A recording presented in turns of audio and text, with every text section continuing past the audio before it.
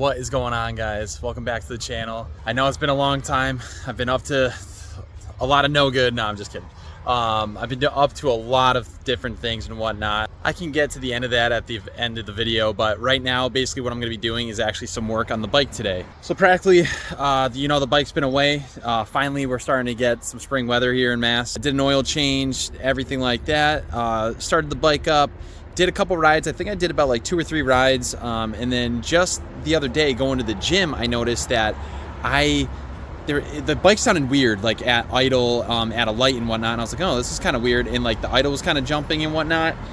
So I did some research, and a few things where it's either spark plugs, it could be fuel filter, it could be air filter, it could be a bunch of different things.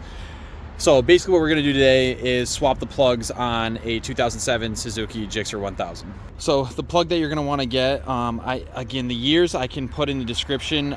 This is an 07 1000. Let's get the part number here for you guys. Right there we go. So the CR9 EIA-9. The bike does take 4 spark plugs. It's a 4-cylinder bike, so that's about it. And then, oh yeah, low key, boy, we got a new truck. Be able to tow that drift car now by myself. I love it. Can't wait. But with that being said, I have to go get the tools out of the truck. Let's get the tools out of the truck and start taking this bike apart. So with having the bike here, basically what we need to do is we need to get under the tank.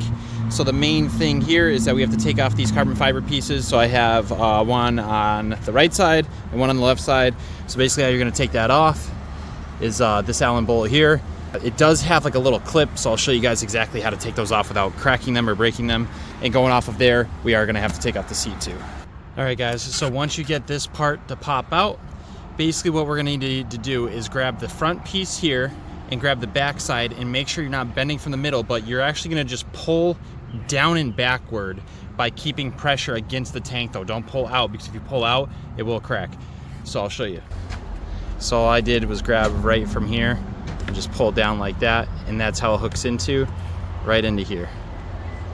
So the bolts that go into this slot is a 5mm metric Allen. Then we're gonna go over to the seat. You're gonna pull from the front, lift up, and you're gonna be able to access your battery, your power commander, all that wiring there. But actually we're gonna really focus on getting to the tank. Again, ever working on something and there's electricity involved, you always want to just disconnect the negative. I mean, make sure you're safe and not hurting yourself, getting electrocuted, because we don't want to do that. So we're just going to undo the negative real quick and should be good to go. Okay guys, so a little bit easier of access to get these bolts. If you just remove the actual positive terminal off the battery, you should be able to be good just to get to these really super easily. And again, there's 4 of them. So the tank bolt, the front tank bolt, is a 9mm, and what I'm talking about is this bolt here that holds the front. So after you do that, you'll actually be able to pull up the tank like so. And basically what we need to do is get under all of that right there. So mainly what I'm going to do here is try to get the tank off. With the tank being up, how to remove the tank, what we need to do is undo this white connector here. These 2 hoses, you don't want to mix them up, but just make sure that you can mark them a certain way with tape or paint or something. Make sure that the orientation you have is correct. We got to take those 2 off. And then there's another connector on the other side of the tank. As we lift this up, this connector right there in the middle of the screen that you can see. So we just got to disconnect all that, and we'll actually be able to take the tank off. Okay guys, so with this side connector, it's actually a fuel line. So there's going to be 2 little plastic little clips that actually connect right to this hose here. This is how this connects here. There's 2 little plastic clips. Basically what you have to do is just squeeze those. So if that's the line, you have to squeeze those together and then pull this black line off, and it'll slip right out. So now all I got to do is remove those 2 rubber lines, and then we'll be able to take the tank off. All right guys, so there's actually 4. So 2 are on the bottom, 2 are on the top. So just make sure that you get all 4, then you're actually able to remove the tank. Now what we need to do is go around and disconnect our air intake air box here. So whatever's connected to this, you basically just want to take off. So all these vacuum hoses and clips, we have to go around, and we have to unbolt all the bolts, especially the one in the middle. So removing those screws, we're able to see our throttle bodies, our air filter. The air filter looks a little dirty, but it doesn't look that bad.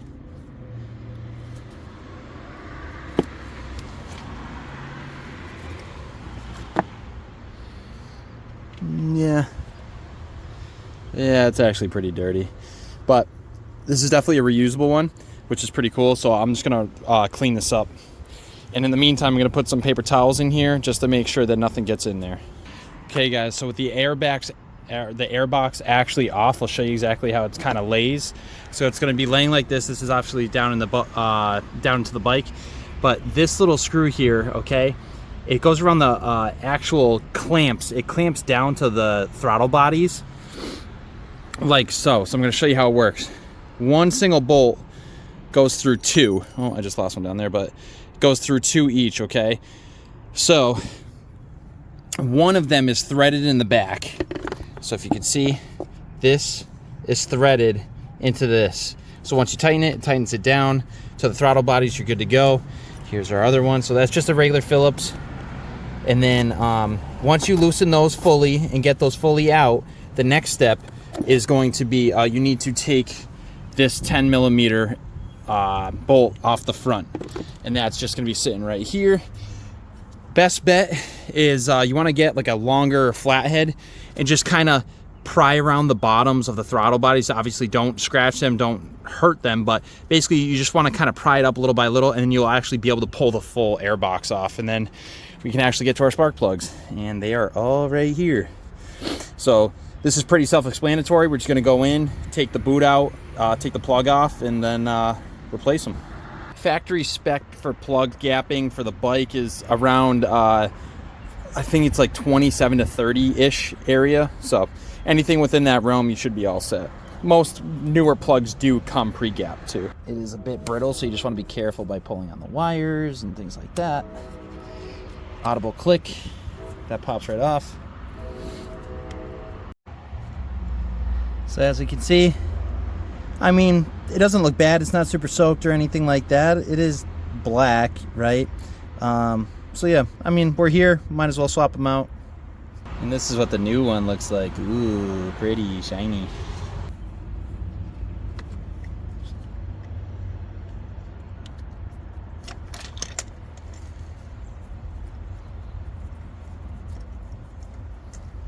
All right, guys, so I got all them done.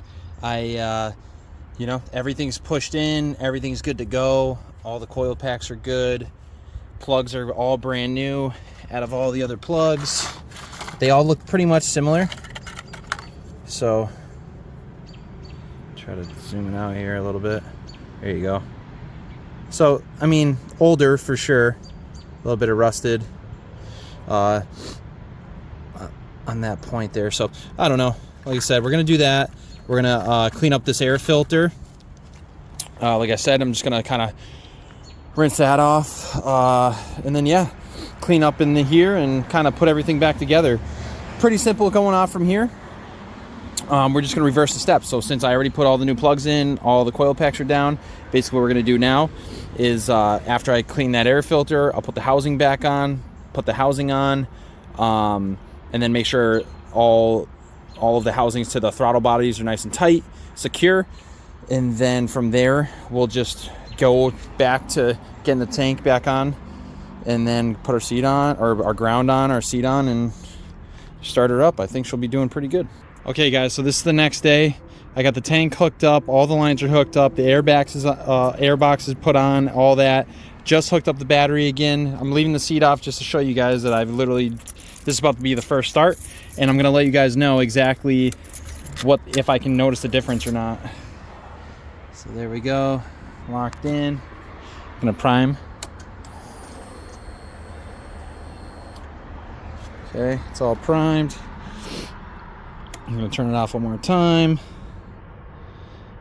Prime it again. The reason why I'm priming it like 2 or 3 times is just because of the fuel that actually came out of the line when we pulled the tank off. So you just want to make sure that you prime it so it helps the bike out. Okay, so it should be good now. So let's see here. Let's start her up.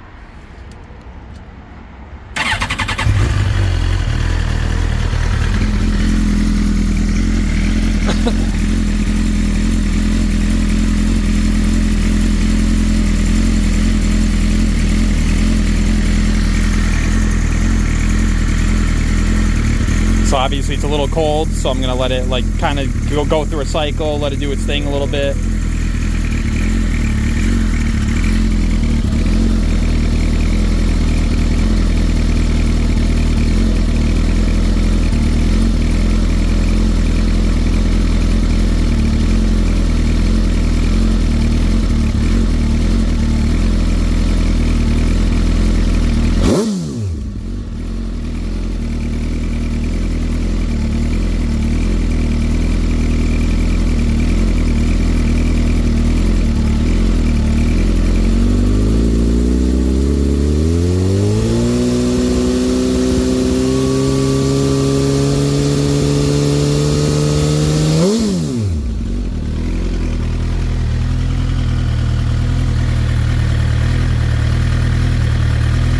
So before, when I noticed this, the idle would jump almost to like 2,000. It would kind of like go from like 1 to 2, 1 to 2, 1 to 2 kind of. Right now it's not really doing it.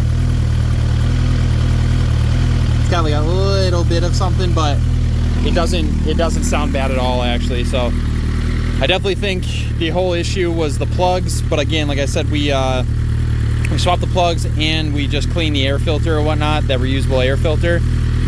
So that's about it, man. So I'm gonna go give it a test ride, get on it a little bit. I'll get you guys some footage of that, and then yeah, we'll close out the video and fill you in on everything.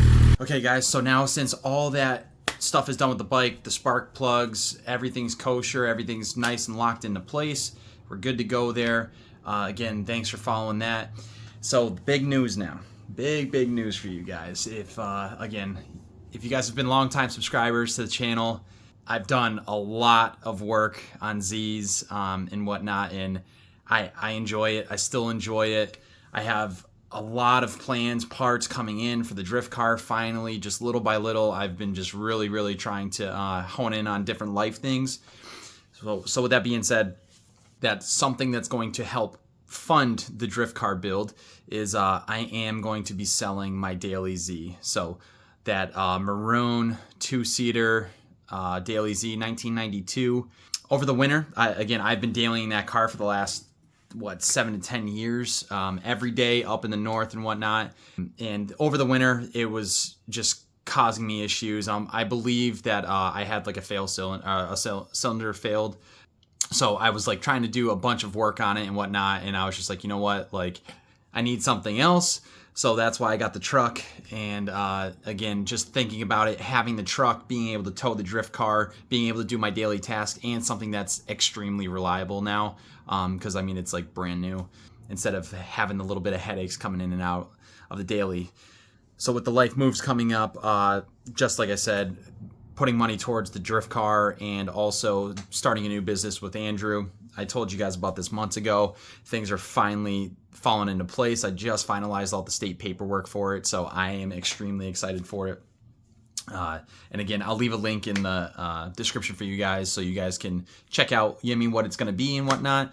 It's mainly just going to go over fitness things, motivational things, and, you know, just growth, right? I'm always trying to do something new. I've always been that person. So getting back to the Daily Z, I have a new motor that I'm going to be putting in the Daily Z. And then once that motor's up and running and I know that everything's kosher, me and Robbie are doing that build. Once that's said and done, the car will be on the market. Robbie and I kind of came up with an idea. We might do a little waffle, you know what I mean? 100 spots, $100. If not, the car will be up for sale for 10 grand. If you guys are interested in the car, again, once it's all said and done and built, yeah, you guys, I mean, you can leave a comment and down below or DM me on Instagram. You guys know where to find me. So, but the Daily will be up for sale, 1000%. It's going to come with basically the entire car, everything. Like nothing's coming out of that car.